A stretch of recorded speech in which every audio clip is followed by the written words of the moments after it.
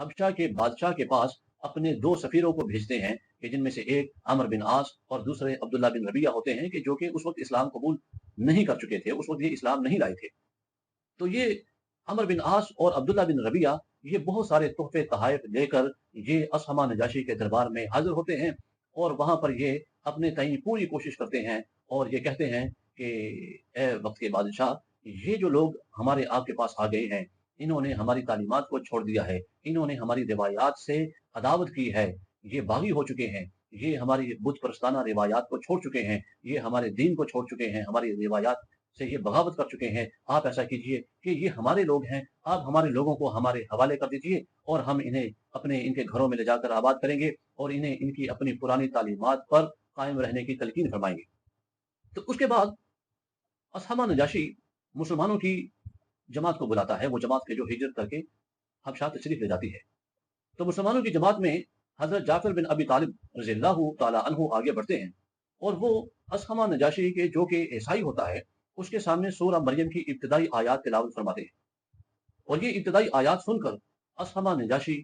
वो उसकी आंखों से जारों के दार आंसू जारी हो जाते हैं और उसके दरबार में मौजूद आसपास जो लोग होते हैं उनकी आंखों से भी आंसू जारी हो जाते हैं। और असमा नजाशी उस वक्त हजरत जाफर बिन अबी तालिब की इस मुकालमे के बाद जिसमें वो अल्लाह सुब्हानहू तआला की तिलावत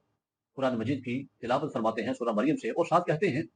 कि ए बादशाह, हम तो हराम खाते थे, हम तो बुतों को पूजते थे, हमारे अंदर इखलाकी रवायात मुर्दा हो गई थी। फिर हमारे अंदर एक शख्स उठा कि जिसने हमें तौहीद की तरफ रागिब किया, जिसने हमें खुदा की पहचान करवाई, कि जिसने हमें हलाल और हराम के दरमियान तमीज करना सिखाई,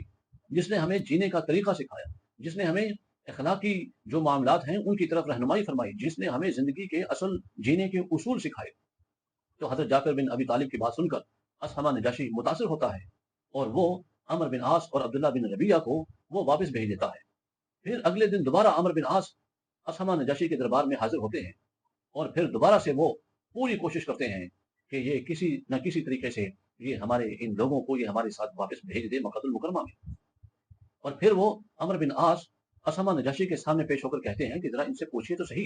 कि ये मरियम अलैहिस्सलाम और हजरत ईसा अलैहिस्सलाम के बारे में ये क्या ईमान रखते हैं। तो असमा नजाशी फिर मुसलमानों की जमात को बुलाता है। फिर हजरत जाफर बिन अबी तालिब रज़ियल्लाहु ताला अन्हु